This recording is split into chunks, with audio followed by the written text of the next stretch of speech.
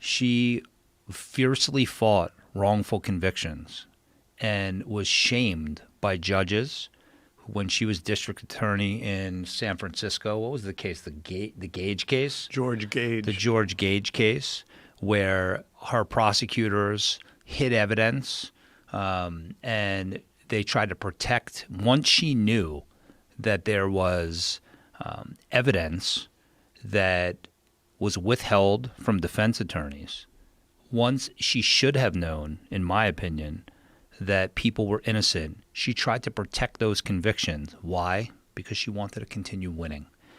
She blocked DNA. She went to great lengths to try to block access to DNA for people that were accused of or convicted of felonies. Think about it. We're talking about a $12 DNA test to see if the biological material from a crime that has been preserved is actually the defendant's, right? She blocked access to that.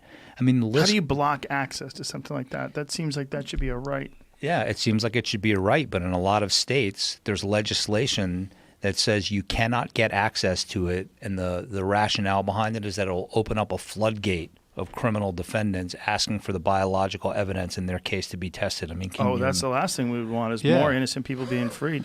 So what was her justification for this?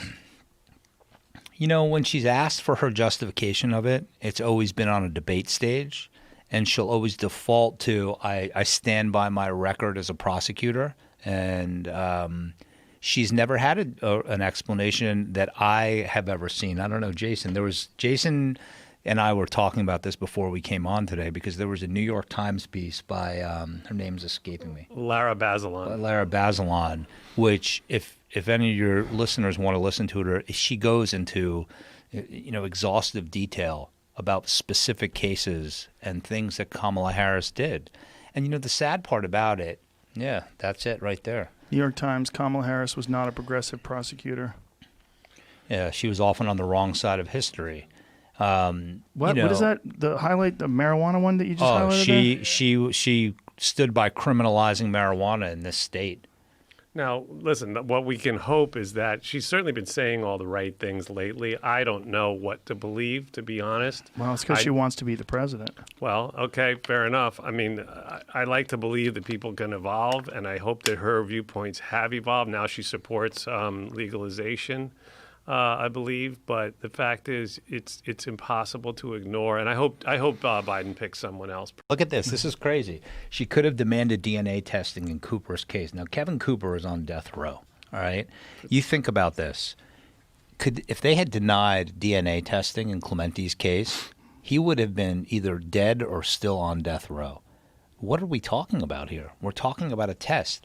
She has constantly, in case after case, issue after issue. And look, the people that she hurts the most are people of color in this country, because they make up, disproportionate number of disproportionate, people, and so it's.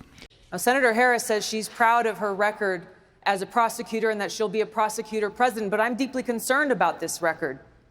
There are too many examples to cite, but she put over 1,500 people in jail for marijuana violations and then laughed about it when she was asked if she ever smoked marijuana. She blocked evidence. She blocked evidence that would have freed an innocent man from death row until the courts forced her to do so. She kept people in prison beyond their sentences to use them as cheap labor for the state of California. And she fought to keep cash bail system in place that impacts poor people in the worst kind of way. Thank you, Congresswoman. Senator Harris, your response. As the elected Attorney General of California, I did the work of significantly reforming the criminal justice system of a state of 40 million people, which became a national model for the work that needs to be done. And I am proud of that work.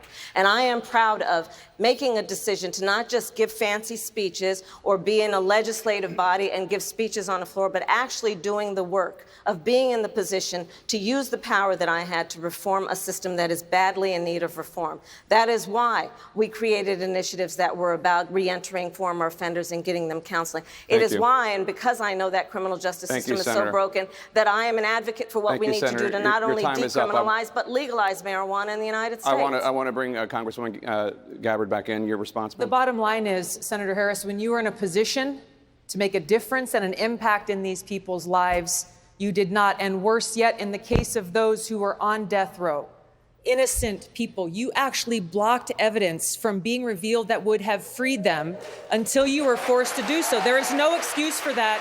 And the people who suffered under your reign as prosecutor, you owe them an apology.